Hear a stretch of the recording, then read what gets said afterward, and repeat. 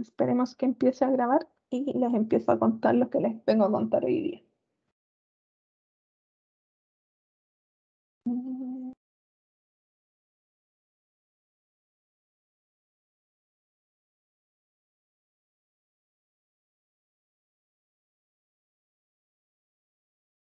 Ya, ahí les va a quedar entonces la grabación nuevamente.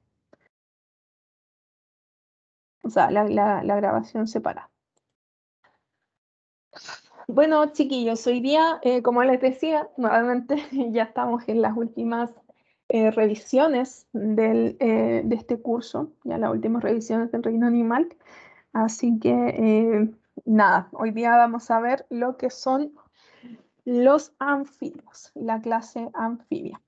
Bueno, ¿dónde estamos? ¿Dónde nos estamos ubicando espacialmente en la escala zoológica con los anfibios? ¿Ya? Sabemos que, bueno, son parte del reino animal, dado que es lo que hemos revisado durante todo este curso. Del filum cordata, ya sabemos que el filum cordata se caracteriza por tener en algún momento de su desarrollo una notocorda, ya que puede permanecer y dar origen a nuevas estructuras o desaparecer, como en el caso de los urocordados.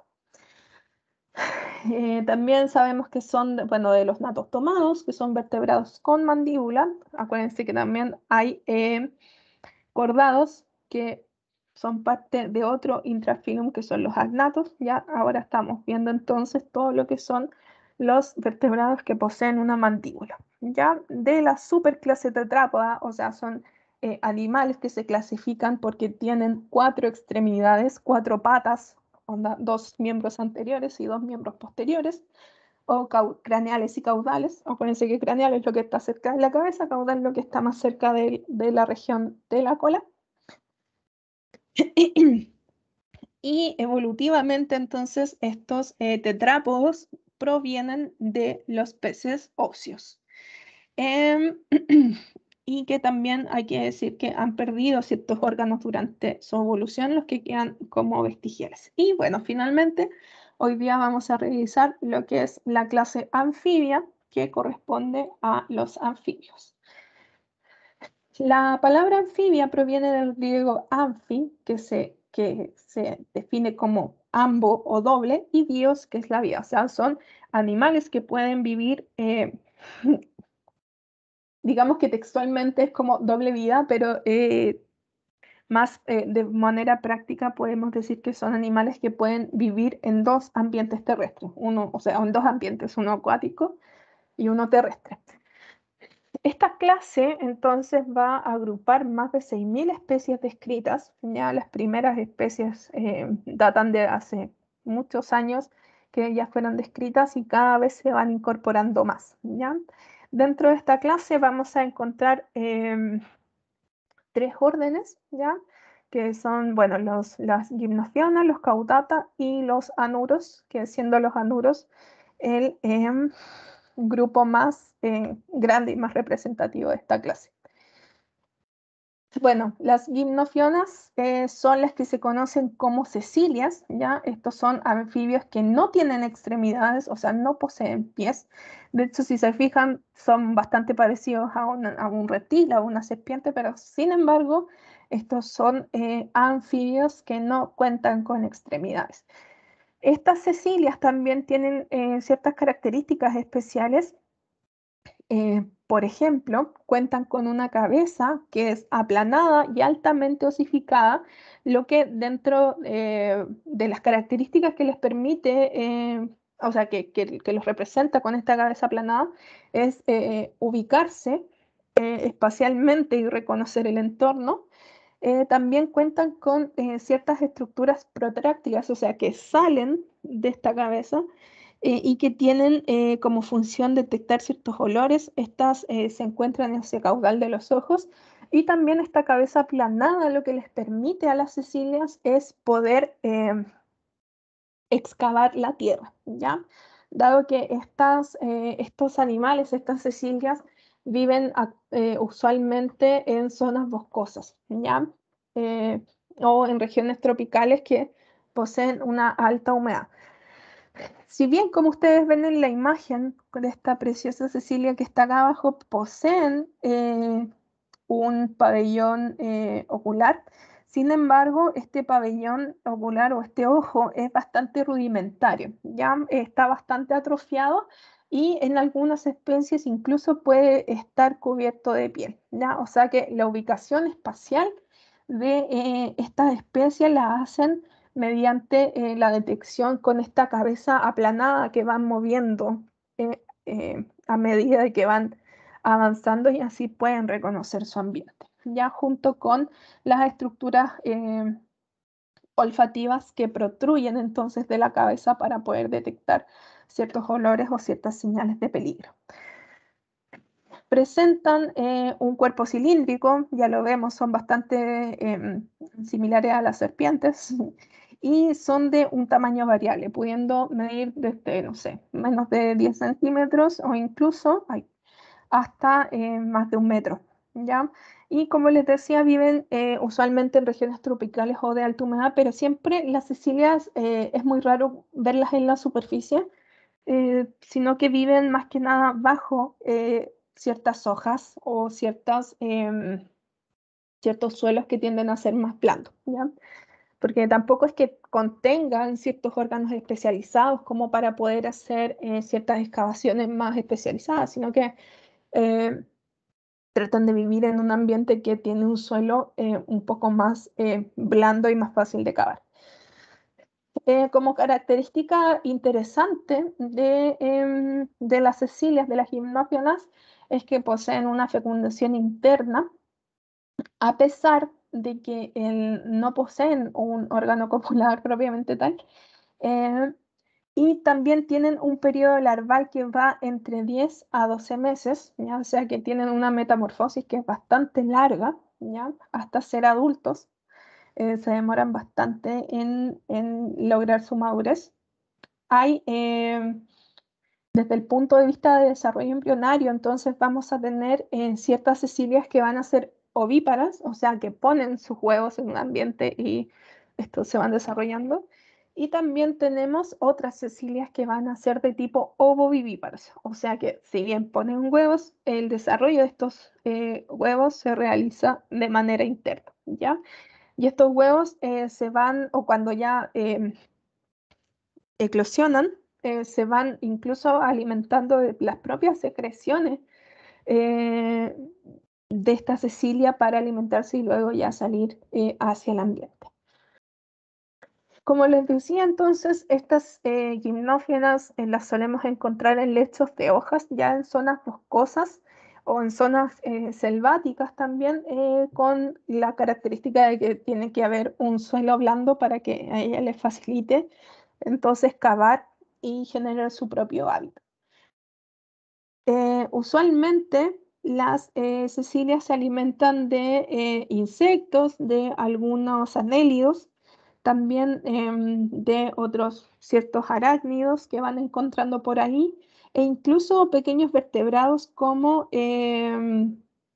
a ciertos roedores o ciertos reptiles pequeños, ¿ya? Entonces, esas son un poco las características de este grupo. Es un grupo bastante reducido es un orden, perdón, bastante reducido dentro de la clase anfibia, pero que no deja de ser interesante de conocer. Vamos por otro lado por el orden Caudata. Me imagino que todos conocemos o hemos visto videos o fotos de los ajolotes o axolotes, que son bastante populares y que también tienen ciertas características especiales. Eh, y el orden Caudata, entonces, más conocidos o comúnmente conocidos como salamandras y tritones, son entonces un orden dentro de los anfibios que está compuesto por alrededor de 700 especies vivas y que se van a distribuir usualmente en continentes del hemisferio norte, con algunas que están en Sudamérica, como lo son los ajolotes, o incluso, de hecho, el primer anfibio que se describió en Chile, bueno, se describió por error como un caudata, ya, pero también hubo los primeros registros de anfibios en Chile fueron del tipo caudata. Antes del Linneo, de todas maneras, ya, esto es como previo a la taxonomía moderna.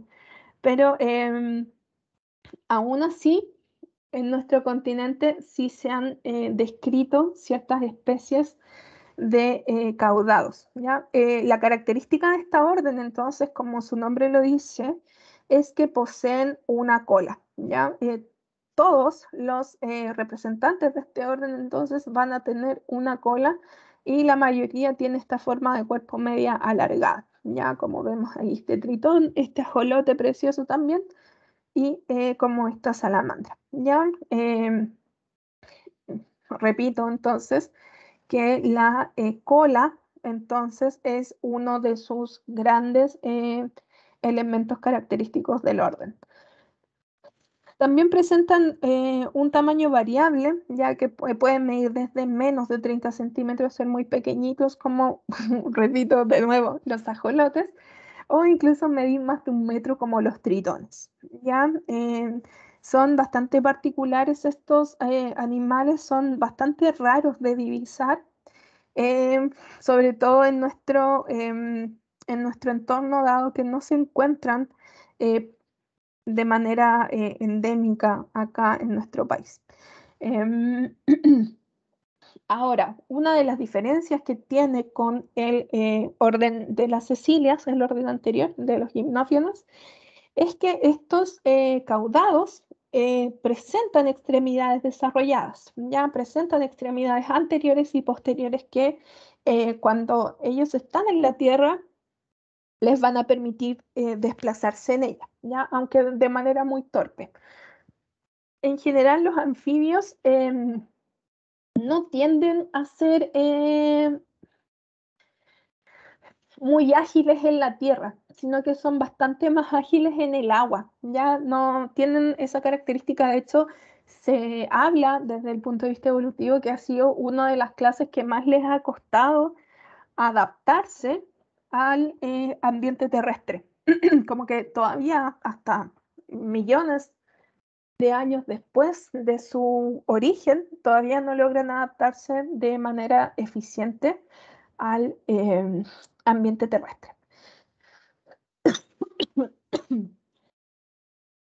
También presentan cráneos anchos y aplanados, ya como lo vimos allá con la Cecilia, a pesar de que estos no son tan buenos para cavar. Sí, el cráneo ancho y aplanado es una gran característica de los anfibios. Em, La fecundación entonces de estos animales puede ser en algunas especies interna y en otras especies puede ser externa. Y en este grupo entonces los animales van a carecer de un órgano copulador. Creo que me confundí, las cecilias sí tienen un órgano copulador, estos son los que no tienen. Ya, perdón si los confundí antes. El macho entonces de los caudados va a carecer de un órgano copulador. Dentro de otras características particulares, por ejemplo, las salamandras usualmente exhiben o tienen una cola larga durante todas las fases de su vida, o sea, en ninguna fase la va a perder, ¿ya? Igual tienden, si bien como les contaba, hay salamandras que pueden medir más de 1 metro, hay ciertas salamandras que tienden a ser mucho más grandes como la salamandra gigante de Japón. Si se fijan, estos animales son bastante parecidos a los lagartos, ¿ya? En su forma. Y de hecho, desde acá es que empieza a haber ciertas señales evolutivas para la próxima clase que vamos a revisar. También dentro de características morfológicas que tienen estos animales es que tienen una porción que se conoce como porción tóraco-abdominal y que es bastante poco diferenciada externamente. Si se fijan, es como todo una misma porción. Sin embargo, sabemos que hacia craneal tenemos la parte torácica y de la mitad hacia atrás más o menos hasta acá, que se encuentra la pelvis. tiende a ser la región abdominal.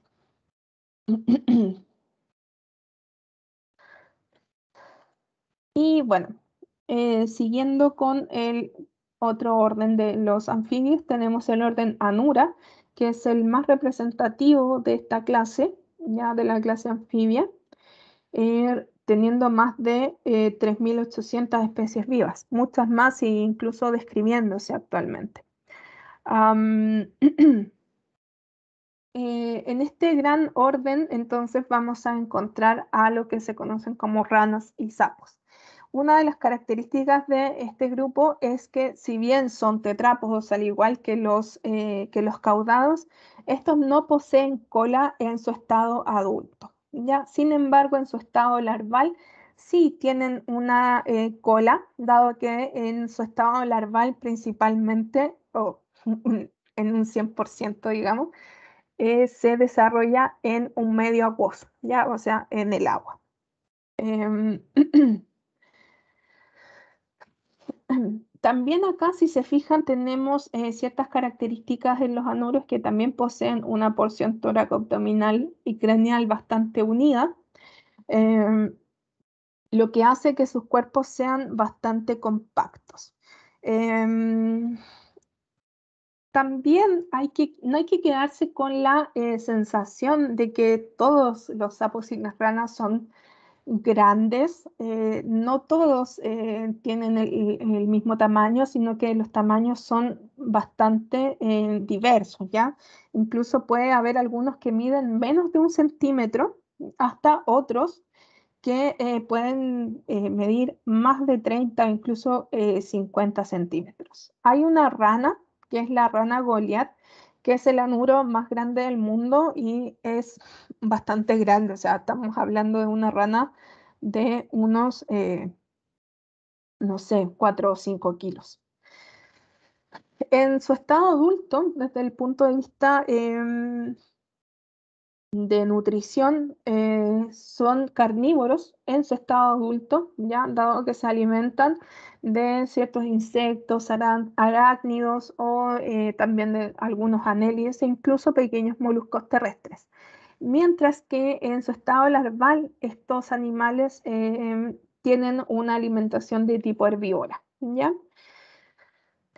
Veamos un poco cómo han sido estas adaptaciones a la vida terrestre de los anfibios. Bueno, los anfibios, en su principal teoría, se ha estudiado que provienen de un animal, de un pez que se conoce como celacanto, que es este que se ve acá atrás de la diapositiva. Y que este celacanto entonces tiene como una característica bastante particular, y es que sus aletas, o bueno, sí, sus aletas em, son bastante carnosas, ya son como bien gruesas, no como lo vemos en, no sé, en una pescada, ¿cómo se llaman eso? Una reineta, que vemos que son bastante delgaditas, sino que acá vemos que en el celacanto son bastante anchas y carnosas sus aletas. El celacanto,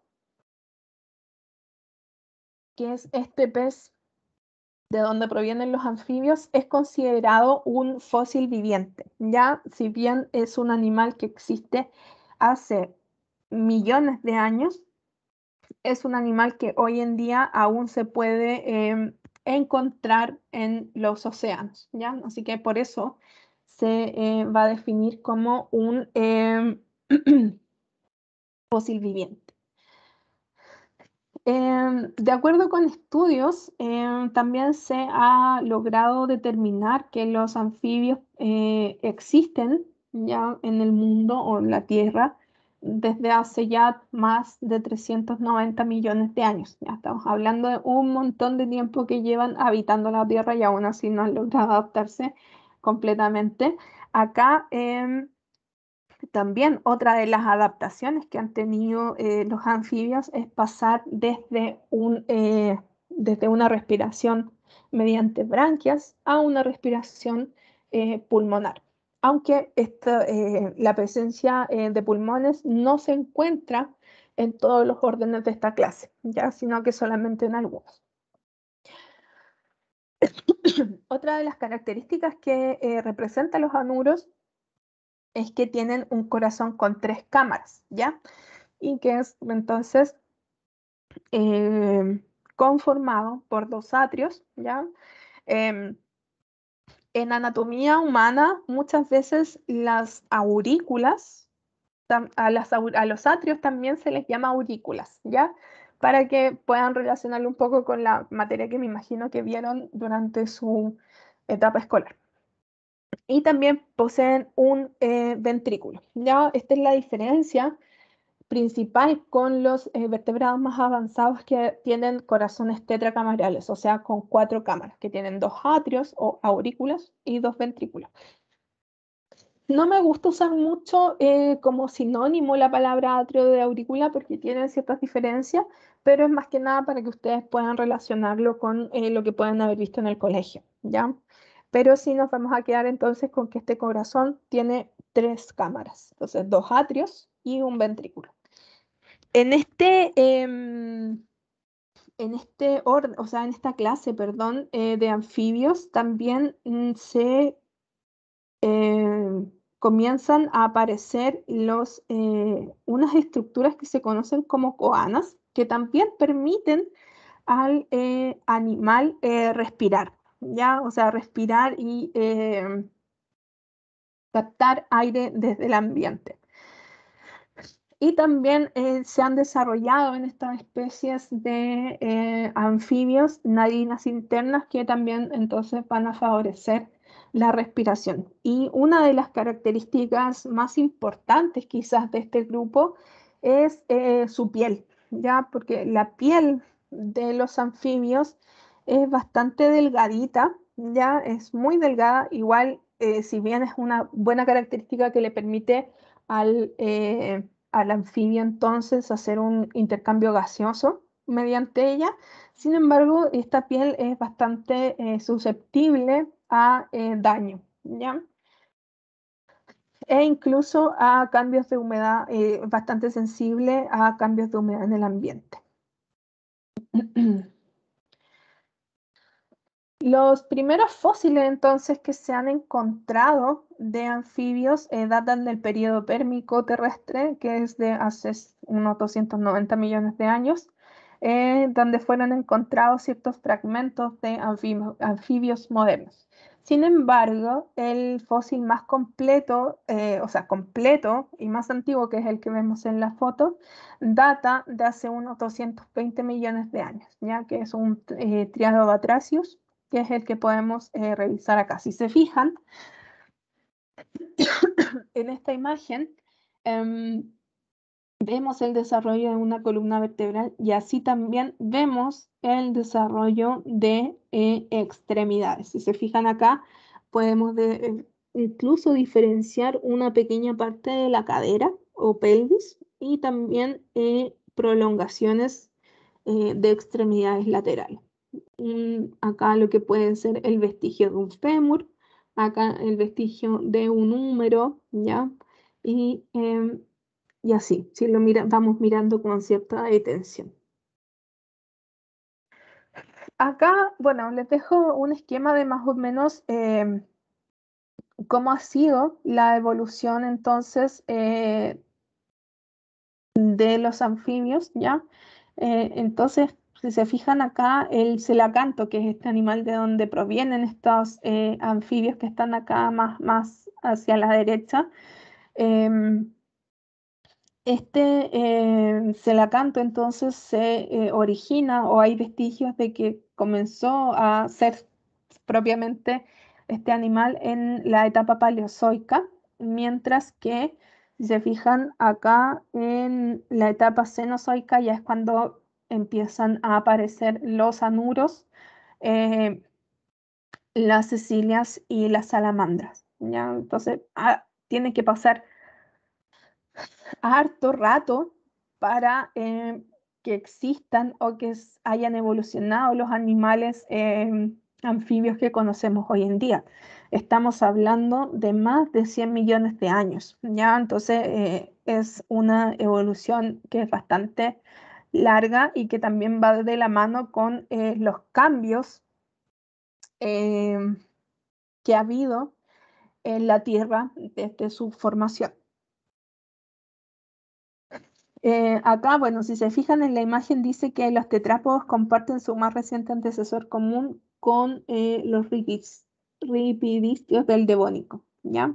Del periodo devónico entonces de la Tierra. Ya desde este celacanto, si se fijan, no solamente se originan las ranas y sapos, sino que se van originando distintos animales. De hecho, por aquí, esto lo vamos a ver en las próximas clases, lo que son los amniotas. Chiquillos, hacemos un pequeño break antes de adentrarnos en lo que son las características más específicas.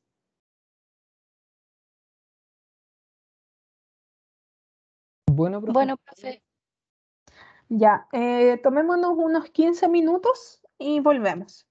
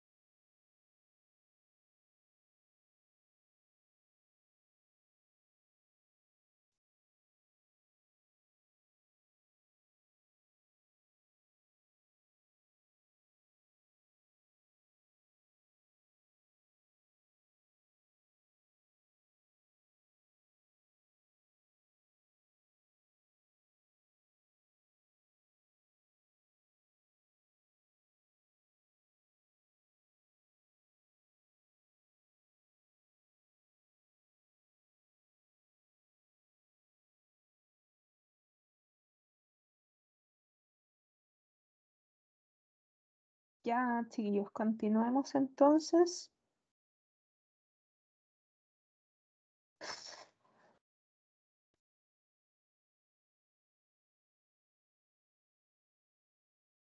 Entonces vamos a revisar algunas características que si bien son relativamente generales, son propias de esta clase, de la clase anfibia, ¿ya? Como les dije al comienzo, entonces, los anfibios son animales que pueden vivir tanto dentro como fuera del agua, ¿ya? O que necesitan tanto un ambiente acuático como terrestre para su supervivencia. A modo general, entonces, la respiración de estos animales la van a hacer de tres maneras, ¿ya? Una que es de tipo pulmonar, ¿ya? Otra que es con branquias, ¿ya? Hay ciertos anfibios que tanto en su estado larvario como en su estado adulto presentan branquias para poder respirar. Y también tenemos como una característica bastante particular que estos animales pueden respirar por la piel, ¿ya? La piel, en general, chiquillos, hay em, ciertas excepciones en esta clase. Eh, no va a presentar comúnmente escamas, ¿ya? Lo que va a también ser una característica que se va a perder de los peces con los anfibios, ¿ya? Entonces, la pérdida de escamas va a permitir entonces que estos animales puedan respirar a través de la piel. La reproducción y la fecundación usualmente es externa, mientras que los urodelos va a ser de tipo interno. Em, También sabemos entonces que presentan miembros anteriores y posteriores, extremidades, ya excepto, bueno, las cecilias, y que, bueno, entonces van a, entonces, perdón, es viernes, lo siento, volvimos a trabajar presencial después de la verdad es que me ha pegado pésimo, estoy muy, muy cansada, pero es cosa de acostumbrarse. Como les decía, entonces, chiquillos, estos animales van a provenir de los peces, entonces, que van a adaptar sus aletas para poder caminar sobre la tierra, ¿ya? Y también en su estado larval, la mayoría, si no, bueno, sin gran mayoría, porque no las cecilias, realizan su metamorfosis en el medio acuático, ¿ya? Esta es una clase que durante su desarrollo va a presentar un desarrollo de tipo metamorfosis. También es importante volver a recalcar o destacar que los anfibios fueron los primeros vertebrados en habitar el suelo terrestre. De haber sabido que íbamos a evolucionar de este tipo, yo personalmente los hubiese devuelto al agua, pero bueno, son cosas que uno ya no puede evitar. Entonces, estos fueron los primeros animales en salir al suelo terrestre. Y también, como ya hemos conversado, fueron los primeros en desarrollar extremidades a partir de aletas lobuladas del celacanto. Tienen un origen primitivo, que es a partir de este animal del celacanto. Esta imagen que está acá arriba es de uno de los primeros anfibios, ¿ya? Esta fue una reconstrucción digital de un fósil que se hizo y se supone que los primeros anfibios se veían o tenían, se veían de esta manera y tenían estas características. Si se fijan, sus extremidades, sus miembros anteriores son bastante similares a una aleta, ¿ya? Entonces, de ahí de a poquito, entonces se fueron adaptando a la Tierra y ya desarrollando sus extremidades como las conocemos hoy en día. Los ictiostegalios fueron los primeros en salir al agua, ya de esta imagen que está reconstruida, y también fueron los primeros en tener una respiración cutánea, dado que entonces perdieron sus escamas. Como les decía, Y en general los anfibios son bastante torpes para caminar sobre la tierra. Ya tienen, por ejemplo, los anuros son animales que no caminan propiamente tal, sino que dan saltos, ¿ya? Y también, bueno, las salamandras y los tritones son bien torpes. Sin embargo, cuando están en un ambiente acuático, son mucho más ágiles porque la cola, bueno, excepto obviamente en anuros, ¿no? Pero sí en la salamandra es la que les permite nadar con mayor agilidad. E incluso, no sé si esto es un poco freak, pero no sé si alguna vez han visto nadar una rana. Y es que como tienen estas patas, las extremidades caudales como palmeadas, o sea que tienen una membrana interdigital, también, y como tienen las extremidades posteriores bastante desarrolladas, o sea, de una pura patada terminan al final del río, así son súper rápidas para nadar debido a que tienen estas membranas interdigitales en sus miembros. Son súper ágiles, a pesar de que los anuros, por ejemplo, no tienen cola. Entonces, en general, y a mi parecer, chiquillos, no sé si será efectivamente así, siento que los anfibios son mucho más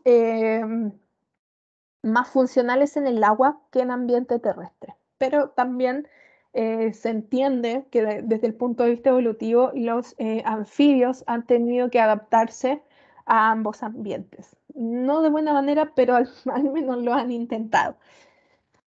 Bueno, si se fijan, una de las características principales entonces de estos anfibios es la piel. Ya sabemos entonces que han perdido las escamas en comparación con los peces, que es de donde derivan estos animales, y que poseen poca queratinización, o sea que la piel es bastante blanda y delgada, ¿ya? Y también otra de las características de estos animales es que son ectotérmicos, o sea que su temperatura corporal va a depender de la temperatura del ambiente.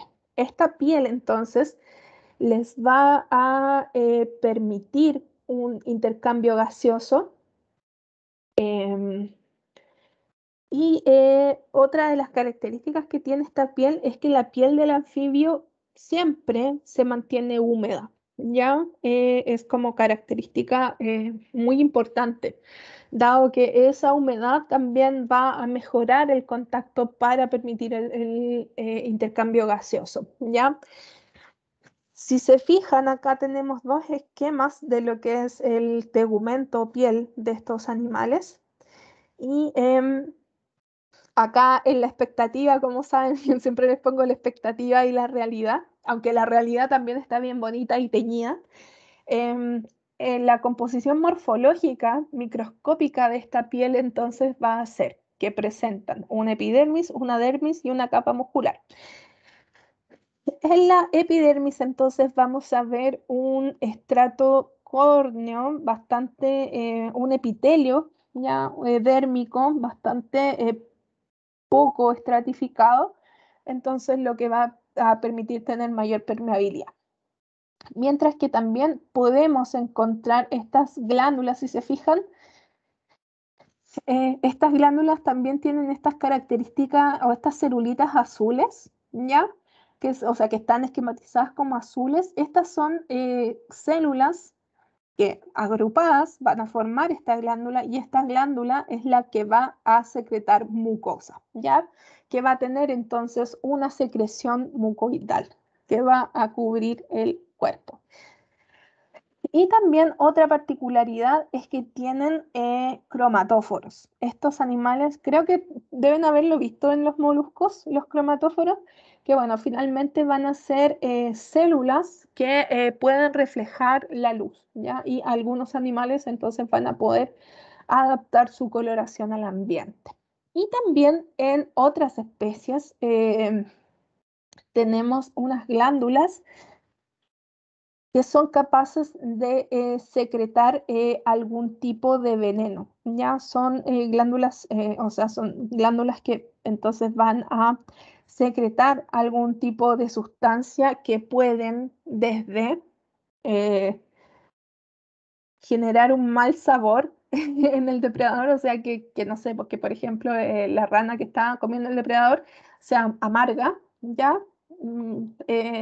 O incluso este veneno puede ser mortal, ¿ya? E incluso, no sé si quizás son muy jóvenes, no sé si alguna vez han visto Futurama, pero ahí siempre sale, hay un sapo que sale que es como medio alucinógeno, medio psicodélico. Ya también hay especies de anfibios que son capaces de secretar este tipo de venenos que pueden generar alucinaciones en sus depredadores al momento de ser ingeridos. Y ojo con estos chiquillos porque entre más vistosa y más bonita es la rana o sapo o anuro en general, más venenosa es. Ya eso es como una asociación. Entre más coloridas son, mayor posibilidad de que te mate, básicamente. Acá abajo, bueno, tenemos lo mismo de arriba, pero en lo que es la realidad, con una pequeña tensión. Si se fijan, acá podemos ver lo que son las pequeñas glándulas secretoras de mucosa que tienen como principal función mantener la humedad de la piel de los animales, o sea, mantenerlo también hidratado. Y bueno, creo que acá también podemos diferenciar algunos cromatóforos. Ahora lo que sí es importante y que no está eh, representado en la imagen de arriba es que la piel del anfibio usualmente es bastante vascularizada, o sea que tiene muchos vasos sanguíneos. ¿Por qué? Porque necesita hacer intercambio gaseoso con la piel, entonces si si las células rojas, ya hoy se me olvidó, ¿cómo se llaman los glóbulos rojos? Se me olvidó, no sé, se me fue. Filo, no importa. Los glóbulos rojos, entonces, que transportan la hemoglobina, tienen que ser capaces de liberar el CO2 y de absorber el oxígeno, entonces, por eso también tienen una gran vascularización de la piel. ¿Ya? La que tampoco se da tanto en todas las especies. Recordemos que también hay ciertas características de cada grupo especiales y que bueno, eh, son así y bueno, nosotros solamente tenemos que estudiarlas, ¿ya?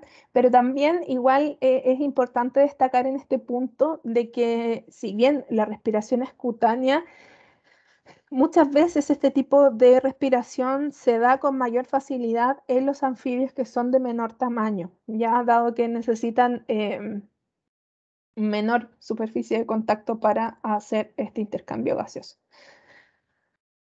Bueno, acá lo que les contaba sobre las toxinas o el veneno que pueden producir los anfibios. ¿Ya? Estas toxinas usualmente son proteínas y alcaloides que pueden tener incluso uso farmacológico. ¿Ya? Se ha estudiado bastante el uso de las toxinas de los anfibios, em, incluso con efectos terapéuticos. Las toxinas, entonces, como les contaba, pueden ser mortales, o sea, te pueden matar si tú te lo ingieres o tocas este animal, o solamente causar un mal sabor al depredador y así lograr liberarse de ser comida.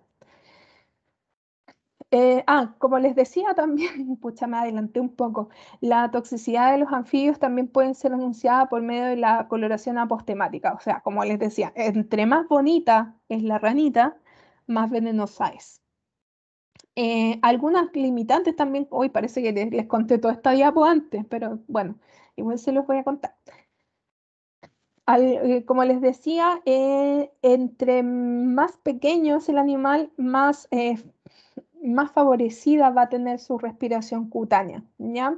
Y también una de las limitantes que tiene esta piel que sea tan permeable es que va a restringir potenciales hábitats. Por ejemplo, las ranas o los anfibios en general van a preferir vivir en regiones húmedas, ya en regiones lluviosas o sea, tropicales, lluviosas con altas o bajas temperaturas, y en comparación con preferir vivir en el desierto, porque sabemos que en el desierto no hay mucha disponibilidad de agua. Ya, aún así, también podemos encontrar ciertas especies en zonas desérticas, incluso en el desierto de Atacama, que lo vamos a ver un poquito más adelante. Desde el punto de vista de alimentación, los anfibios adultos usualmente consumen presas vivas, ¿ya? Y lo hacen a través de esta captación con su lengua, que es protráctil, o sea que la pueden protruir para poder captar una presa. Mientras que en su estado larvario, estos animales se alimentan a través de hojas o de hierbas, algas, etcétera, pero no de animales.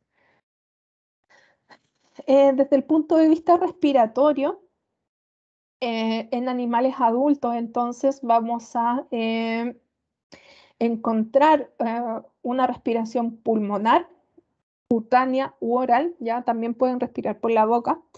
Acá, si se fijan, hay un esquema de cómo la rana respira por la boca. Y también algunos tienen pulmones, excepto los urodelos, que no poseen pulmones y su respiración la hacen por vía cutánea. ¿Ya? Les contaba también que la piel entonces de estos anfibios tiene que ser vascularizada, y la mayoría se cumple de que sea bastante vascularizada para permitir entonces el intercambio de oxígeno y dióxido de carbono. Mientras que en su estado larvario, entonces, la respiración es mediante branquias, y que estas branquias, no en todos, ojo, se van perdiendo. Ya al momento de hacer la metamorfosis y llegar a ser adulto, estas branquias se van, van quedando como vestigios, y va dando paso a otras formas de respirar, ¿ya? De hacer intercambio gaseoso. Ahora, acá en los anuros, por primera vez aparece el órgano vomeronasal, ¿ya? ¿Qué es el órgano vomeronasal? El órgano vomeronasal va a ser un pequeño organito que se encuentra en la región nasal de los animales, ¿ya? Hay un, pucha, para a ver si se pueden situar más fácilmente, este órgano, incluso nosotros los humanos lo tenemos, ya que es un órgano que se encuentra, digamos, en el piso de la nariz, ¿ya? Si se imaginan su nariz, o si se tocan su nariz por fuera, eh, van a encontrar que en la parte del piso eh, hay un pequeño hueso que se llama hueso vómer, ¿ya? El vómer. Y asociado a este hueso, entonces vamos a encontrar el órgano vomeronasal. ¿Por qué se los menciono? Porque el órgano vomeronasal tiene una función muy importante desde el punto de vista reproductivo, ya dado que este órgano es capaz de, bueno, además de detectar ciertos olores, también es muy importante para la detección de feromonas, ya, que va entonces a favorecer o ayudar a la reproducción de una especie, ya. Entonces, por ejemplo, las especies de vertebrados mamíferos superiores tienen bastante desarrollado el órgano vomeronasal, e incluso la mayoría de las especies, desde los anfibios hacia arriba, excepto los humanos, tienen bien, o los primates en general, primates humanos, tienen bien desarrollado este órgano vomeronasal, que va a permitir entonces captar las feromonas del ambiente y captar si es que hay algún individuo de mi especie receptivo a reproducirse. ¿Ya? Esa es la principal función de este pequeño órgano. Si lo quieren googlear, así como para conocerlo, está bien, y se van a fijar que es un órgano que es diminuto. De hecho, creo creo que en los seres humanos ya es un vestigio, ya como que casi ni se ve. Porque claro, nosotros usualmente no lo necesitamos tanto, en teoría. No sé, podemos discutirlo.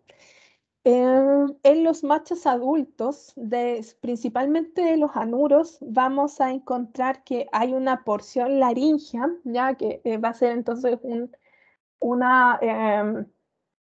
la laringe se va a encontrar antes del ingreso a la tráquea, que va a estar bastante desarrollada, sobre todo en sus cuerdas vocales. ¿Ya? Las ranas macho tienden a tener sus cuerdas vocales bastante desarrolladas, lo que les permite cantar. ¿Ya? Entonces, estas ranitas que cantan, sobre todo lo hacen en su época reproductiva. ¿Se me perdió una diapo? Ah, no. Hoy. Pues chiquillos, no sé qué estoy haciendo, espérenme. Aquí, ya. Que pensé que se me había perdido una diapo, pero no. Esta la puse en otro lugar. Bueno, desde el punto de vista de su sistema excretor, acá ya vamos a ver que se empiezan a desarrollar los riñones, ¿ya? Entonces, la característica principal de los riñones de esta especie es que son alargados y bastante aplanados. Sus conductos excretores van desde el borde lateral del riñón hasta la cloaca, que es donde finalmente va a desembocar este conducto para liberar la orina. Y poseen también una vejiga desarrollada y que es bastante importante entonces para la reabsorción de agua y de electrolitos, ¿ya? Estos animales desde la vejiga van a poder entonces reabsorber agua en el caso de que lo necesiten. ¿Ya? Esta es una gran característica de estos animales. Y finalmente, este sistema excretor va a terminar en lo que es la cloaca. ¿Ya? La cloaca entonces va a ser una estructura luminal, ¿ya? O sea, como una cavidad en la que van a desembocar distintos conductos. Por una parte tenemos los conductos excretores, por otra parte tenemos la desembocadura del recto y también la desembocadura de los conductos reproductivos, ¿ya? Entonces en esta cloaca va a finalmente confluir todo. Entonces, como les decía, la vejiga es súper importante para su osmorregulación, dado que permite reabsorber agua y electrolitos o también producir orina diluida que entonces la ranita va a poder aportar al medio en el caso de que un medio sea más seco. Eh, y bueno, la vejiga, como cualquier animal con vejiga, tiene como la función de almacenar ya la orina producida por el riñón y acá con la salvedad que en estos animales puede reabsorberse cierta cantidad. Revisemos entonces los aspectos reproductivos de estos animales. Los anuros entonces van a tener fecundación externa, mientras que las salamandras y cecilias van a tener una fecundación interna. Los anuros entonces tienen su fecundación en un medio acuático, ¿ya? Es raro, o igual se da, pero en menos cantidad, de que sean un medio más seco. Pueden ser ovíparos u ovovivíparos y usualmente la reproducción se va a dar, o las condiciones reproductivas se van a dar en épocas cálidas y lluviosas, ¿ya? O sea, en esta época, como que empieza a haber reproducción de esta especie. No sé, quizás sí, no lo sé. Alguien haya ido a regiones del sur de Chile, cercanas a Puerto Montt, Villarrica, Pucón, a lo que es el bosque de estas zonas, y no sé si alguna vez han escuchado cantar ranitas. De mi experiencia, les cuento, yo una vez fui al Parque Nacional Chiloé, que es un parque de Chiloé que está en Cucao, en un sector que se llama Cucao. Y fui como para las vacaciones, fui como en febrero, más o menos. Y allá, el Parque Nacional en Chiloé, el Parque Nacional Chiloé, tiene un programa de conservación de la ranita de Darwin. Eh, y bueno, también hay otras especies de anfibios.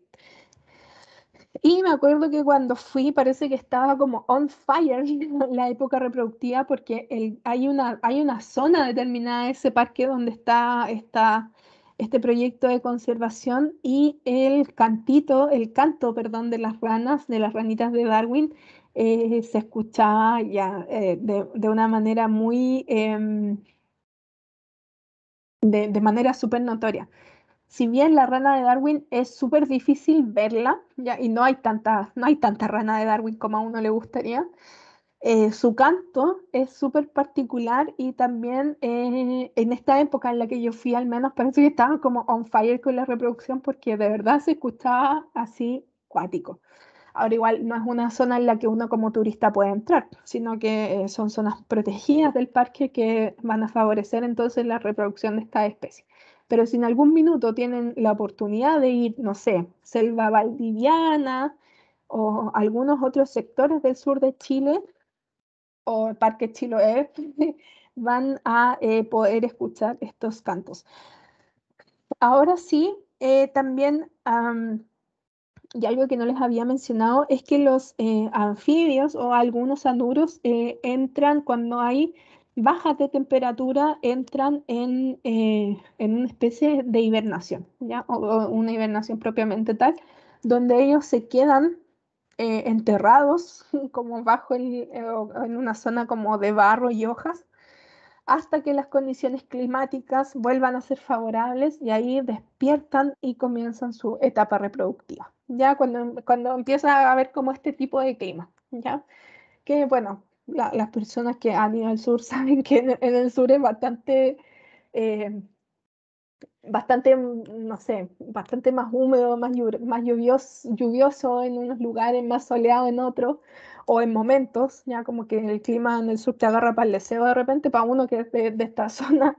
Em, entonces, para esta especie es bastante favorable las condiciones que se dan en esas zonas para la reproducción. Bueno, como les contaba, los anuros machos entonces producen este canto en su región laringea con este saco vocal que se infla y se desinfla cuando están cantando. Y este canto pueden encontrar, bueno, de tres tipos y hay un cuarto tipo. El canto nupcial, que es el más importante, desde el punto de vista reproductivo el más importante, que va a ser el que atraiga a la hembra interesada en reproducirse con ese macho. Por otra parte, la hembra tiene un canto de reciprocidad que es la que le va a responder si va a estar receptiva a la reproducción o no, mientras que también hay un canto de liberación, ya que es un canto entonces en donde la especie dice que no está asociada a la receptividad reproductiva y hay un cuarto canto que bueno, es un canto de peligro, ya como que avisan cuando están en peligro, por ejemplo, si algún depredador los cazó o algo así. Entonces, mientras el macho canta, la hembra se va acercando a donde está el macho y el macho cuando ve a la hembra y esta hembra le responde favorablemente, este macho ya con la hembra cerca va a saltar sobre la hembra y se va a producir lo que se conoce como amplexus o abrazo nupcial. Y es ahí donde ocurre la fecundación externa, ¿ya? A pesar de que el macho va a estar sobre la hembra, la fecundación es externa. Chiquillos, les tengo un video sobre el cantito de las ranas para que lo veamos.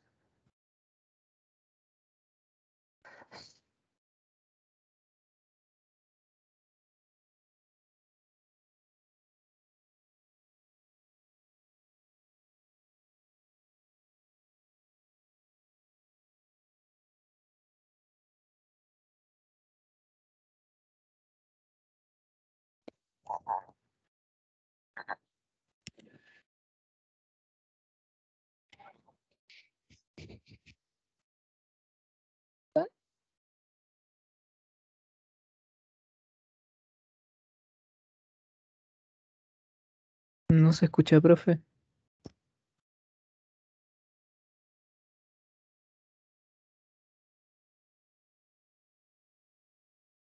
Si les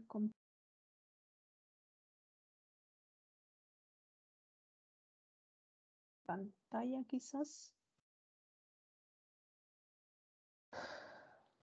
A mí sí me se escuchan.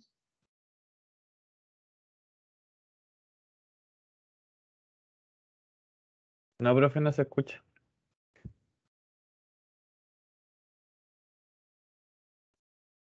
Ya, eso no me resultó, pero se los voy a dejar copiado. Este video, al menos para mí, y espero que para ustedes también sea bastante interesante porque es un video que fue captado en Talca. Ya es un video de, no sé, de más que aquí hay alguien de Talca.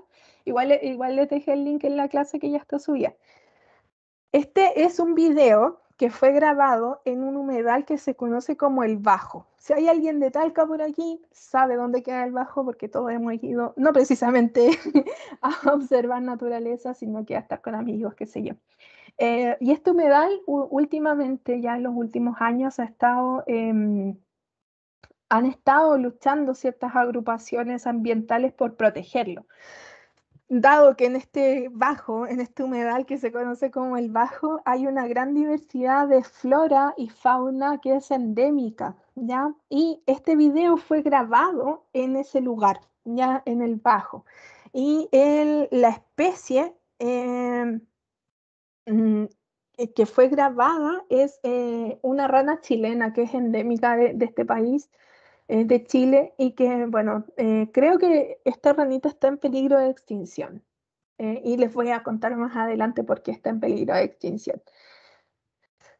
Para que puedan revisarlo, si quieren lo revisan ahora o lo revisan después, pero es un video que es bastante bueno y bastante ilustrativo de cómo se genera, cómo el macho va generando su canto reproductivo para atraer a la hembra. No salió como quería, chiquillos, pero se intentó. Así que para que igual lo revisen, porque en verdad uno a veces no se da cuenta cuando vive en la ciudad o no imagina que pueden existir estas especies cerca de donde tú habitas o existes, donde tienes a tu familia y todo, pero sí, hay que poner ojo a las señales de repente que nos llegan desde la naturaleza. También si viven cerca de alguna clase de humedal, podrían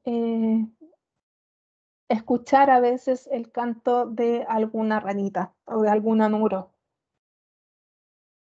para que para que estén atentos si alguna vez van a algún tipo de humedal o algún lugar así como el Bajo. Les recomiendo mucho ir al Bajo, es un lugar súper bonito y que hoy en día está súper protegido.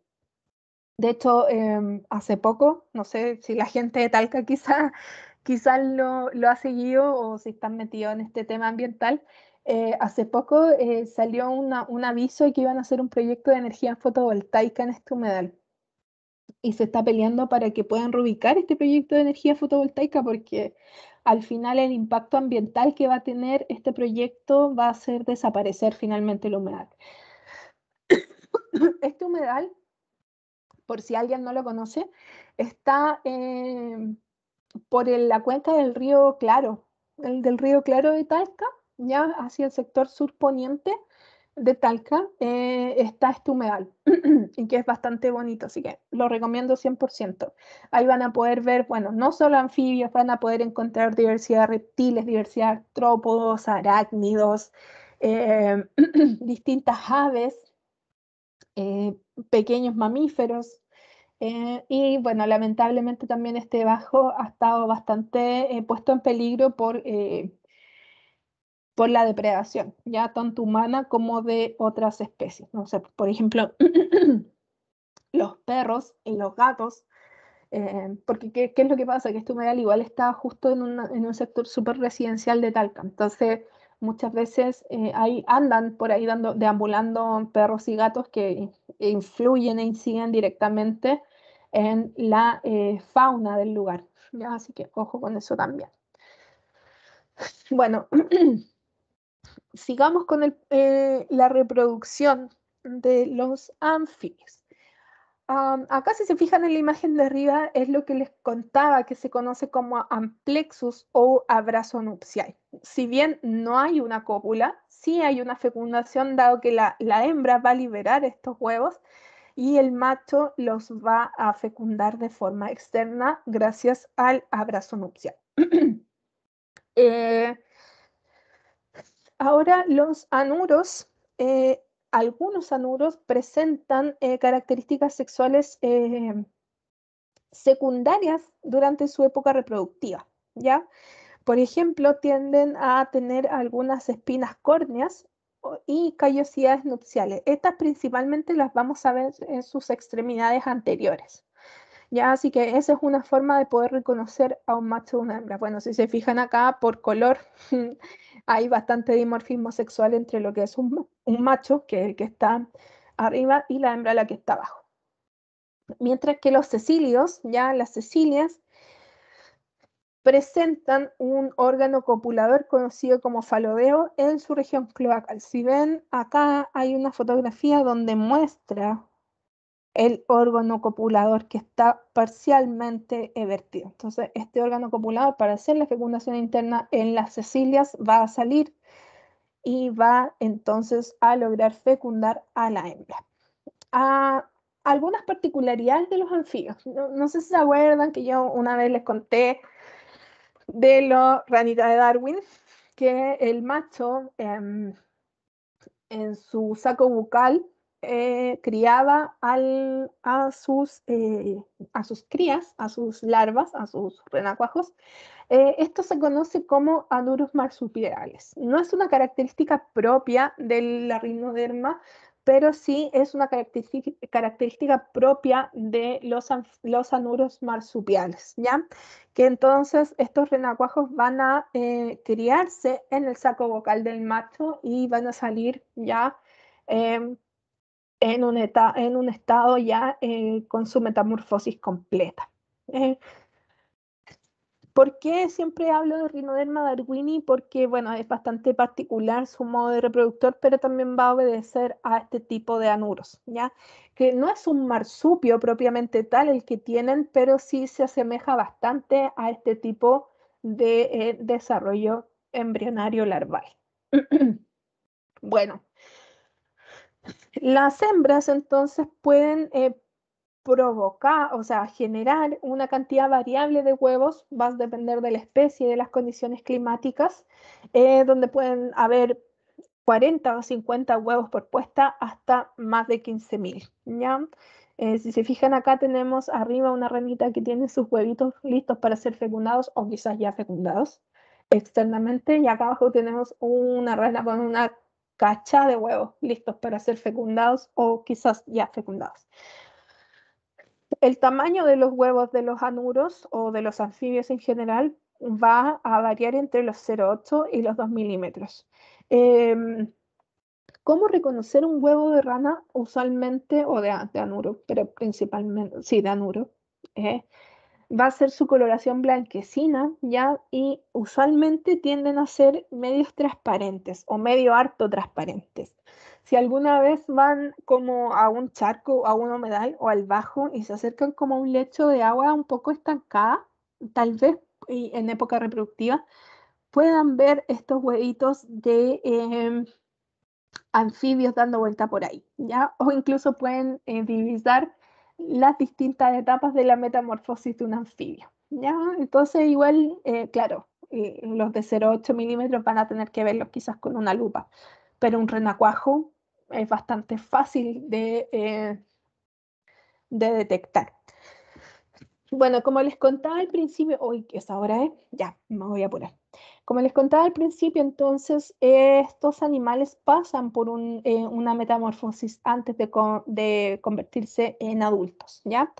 Entonces, si empezamos por acá, por el abrazo nupcial o amplexus, entonces el macho va a fecundar a estos huevos y se va a generar entonces, mediante segmentación, un embrión.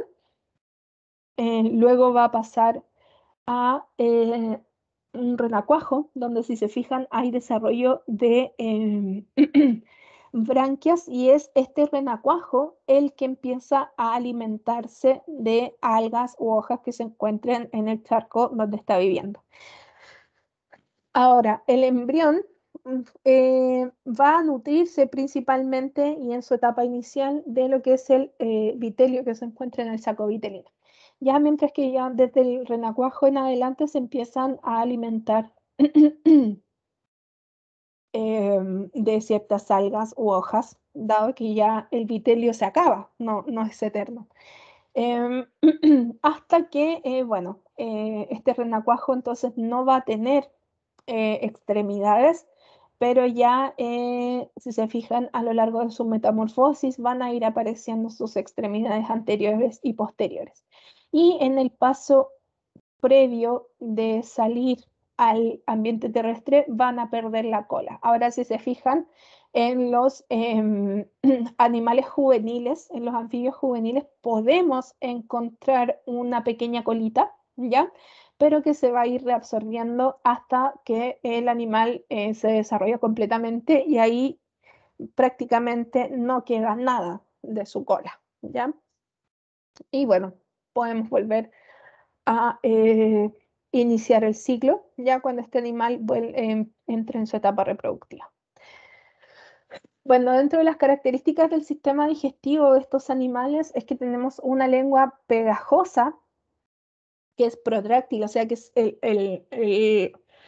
el anfibio la puede alargar para captar su alimento vivo, moscas o insectos, arácnidos, etc.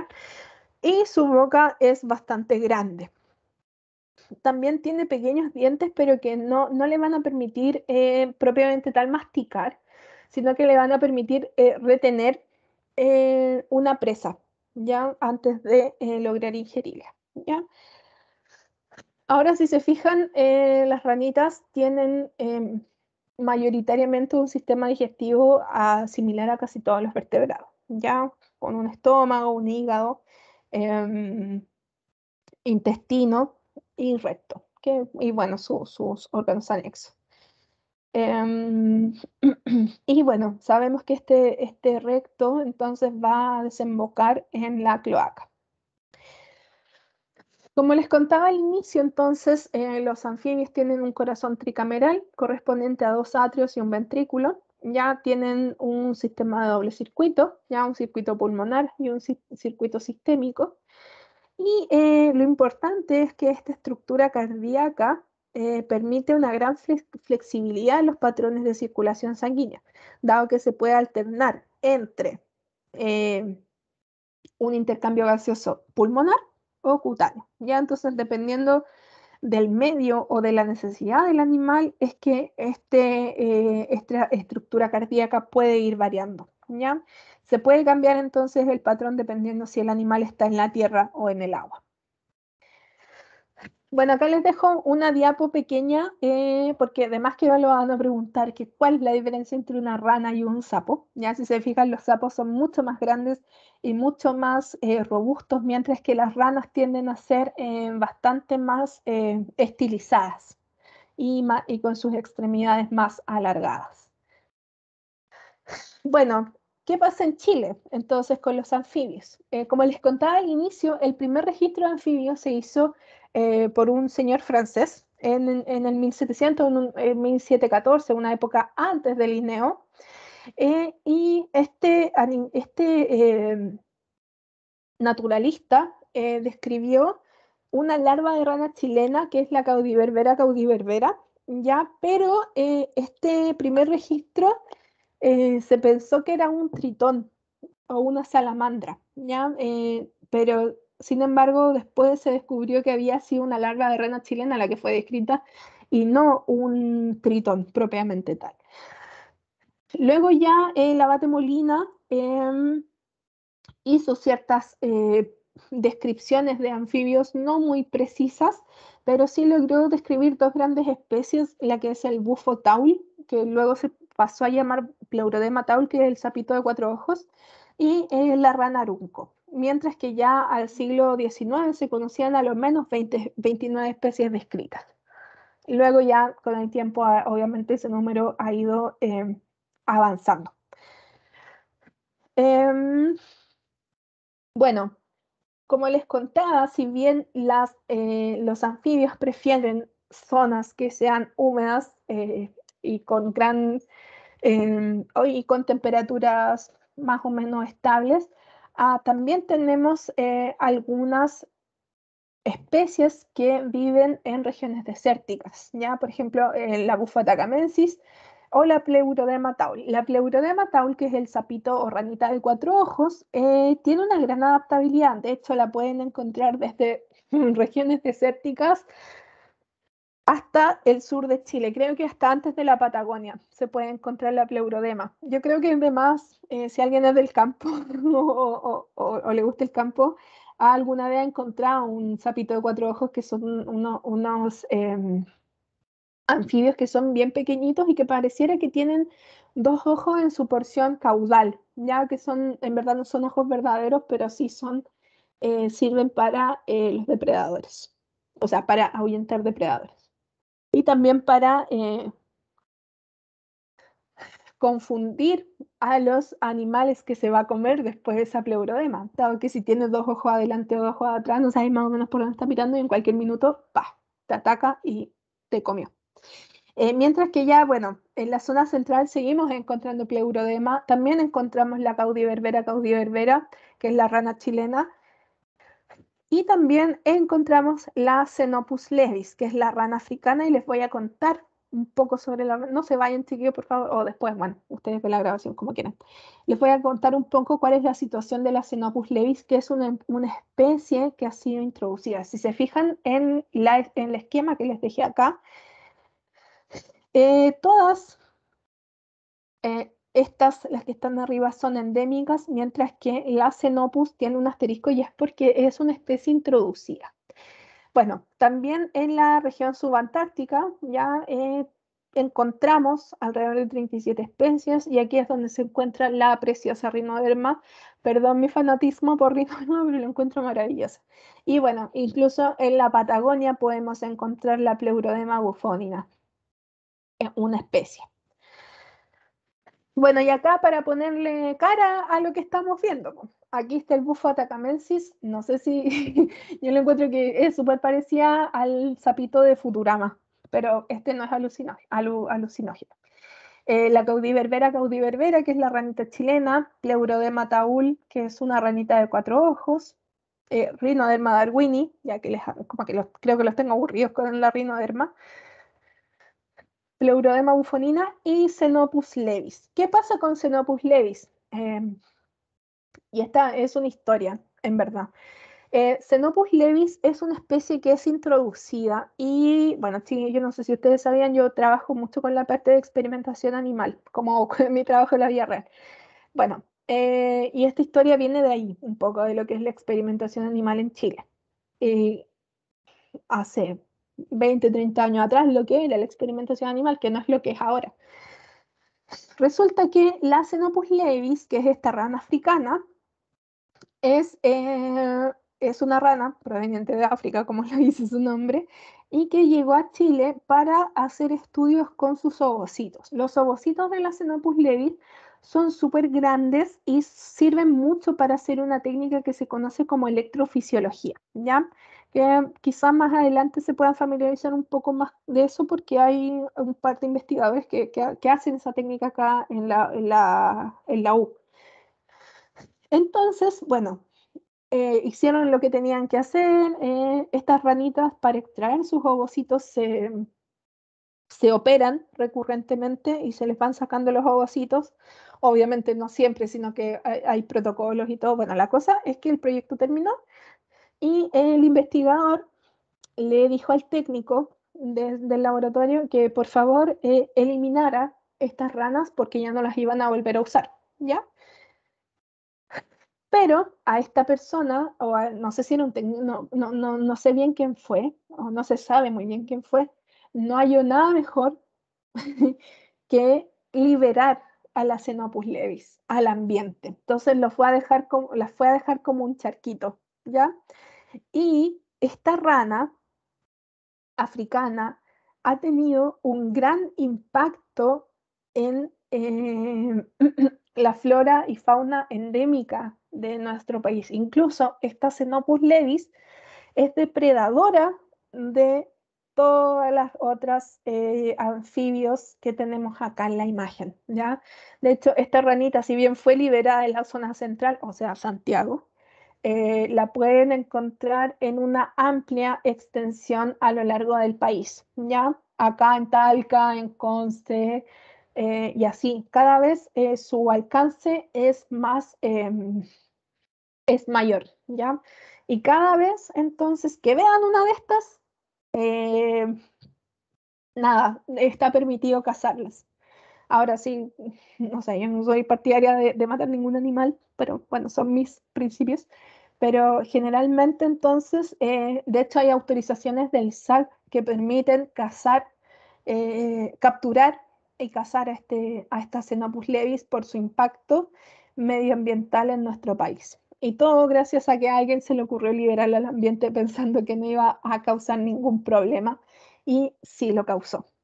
Así que ojo con esos chiquillos. Espero que nunca les toque liberar especies. Recuerden que los animales que son criados para experimentación animal deben permanecer en lugares